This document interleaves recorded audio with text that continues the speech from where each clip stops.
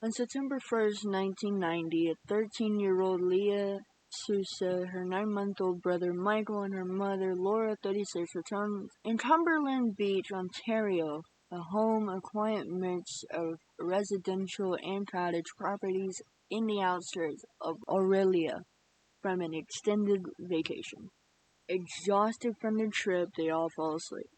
Laura in the bedroom with the baby and Leah on the living room couch. Leah was preparing to start high school when the new week started, but sadly she would never get the chance. Sometime between 1:30 a.m. and 3 a.m., an intruder or multiple intruders would break the glass of the back door, entering the home and beat Laura into unconsciousness. She was found on the living room floor with a smashed portable phone nearby. Michael was left unharmed in the bedroom. The assailant or multiple assailants then sexually,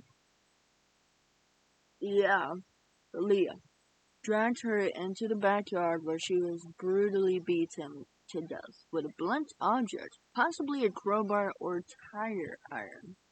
Her bloody, battered body was found around 10:30 a.m. by a school friend.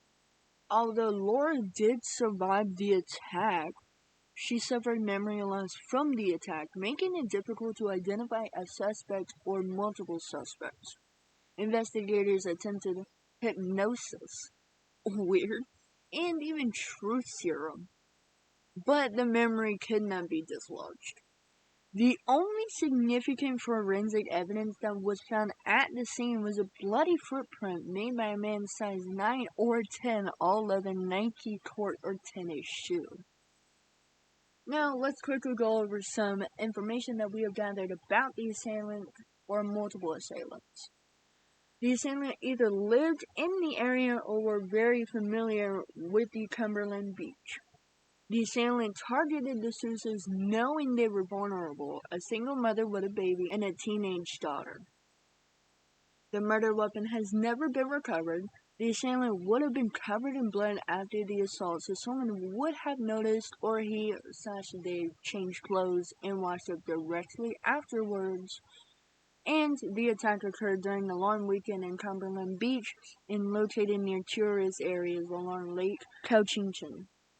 While some detectives believed the family must have known the attacker, others weren't so sure, though most agreed that the perpetrator likely was very familiar with the area and might have been aware that Laura lived alone with her 2 children. One suspect who came to law enforcement's attention early on was Brian Elson, a young man whose grandmother lived down the street from the Sousas.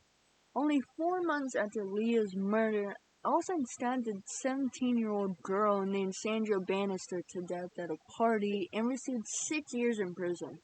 He was questioned extensively in the Leah Sousa's case, but denied involvement and has never been charged with her murder case.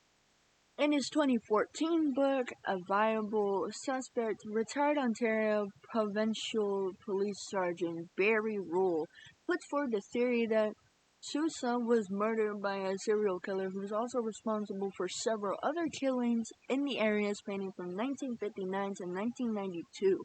What Barry was theorizing was when there was an unprecedented spike in unsolved murders from 1959 to 1984 in London, Ontario. The suspect, whom Barry refers to as Larry Talbot in his book, is supposedly the same man who broke into Barry's own home in 1971 and attacked his fiancée. Barry thankfully was able to interrupt the assault, but the assailant fled and was never caught. The pseudonymous serial killer was allegedly a traveling salesman who traveled frequently around Ontario. Allegedly, the killer frequently traveled the highways of southwestern Ontario, and a R-word kit was found in his car.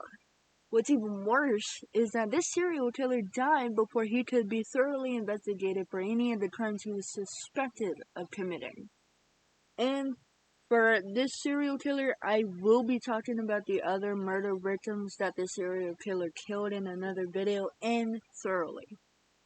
Leah's mother, Laura, published her own book in 2015 called Poetic Justice: Search for Leah's Killers, in which she hypothesized that perhaps the assailant may have been looking for her brother, who was a drug dealer and was living with them at the time of the murder.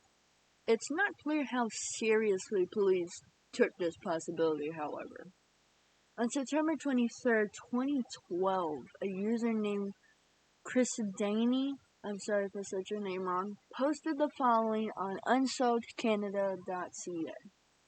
I was in prison with a serial killer named Mike Wayne McRae. He described in great detail to me this murder.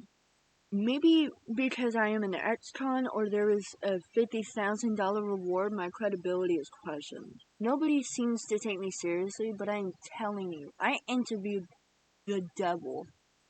I was a career criminal who thought I was a bad person until I met Wayne. I have never reoffended since my release from prison. I have turned my life around. I truly believe with all my heart this man did this crime, which he described in great detail to me. I am ashamed to admit I befriended him while in prison, but sometimes you keep your enemies closer than your friends, as the saying goes. I grew up in a small town on Vancouver Island and had no way of ever knowing about this crime.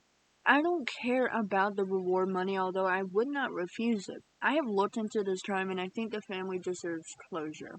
Mick Gray told me if he was ever questioned about this crime, he would not deny his guilt. Please, someone hear this. OPP spokesperson Sergeant Peter Leon, who is familiar with the still unsolved case, said it was a horrific crime, speaking upon the murder of Leah Sousa. Somebody out there has the information that will solve this murder, said Leon. Although we're approaching 27 years, the community has never forgotten what happened to this little girl and her mother. Leon would say that one of the driving forces keeping this case alive is the community's refusal to let the crime go unsolved. I think this hit the community hard because so many of them were doing exactly what Leah's family was doing that weekend, getting ready to start a new school year. Leon said, if the weapon is metallic in nature, it could still be there, said Leon of the area surrounding the crime scene and beyond.